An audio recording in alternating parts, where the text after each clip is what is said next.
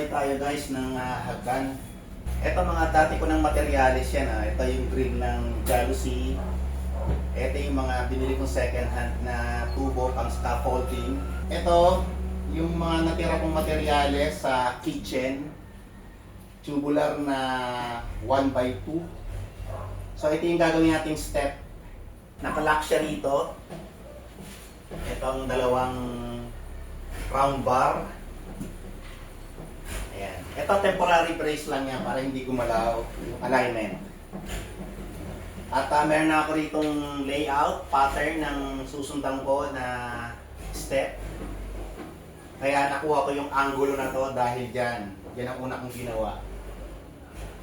So may landing dito sa portion na to. I mean, mas malapad siya kumpara sa step. At gagawa tayo ng 1, 2, 3, 4 step. 5 tong panglima tong landing sa taas. Alright?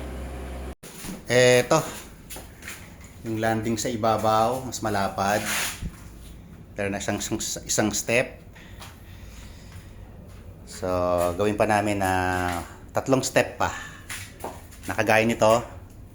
Tapos, lagyan siguro ng bakal dito, 2 bakal doon.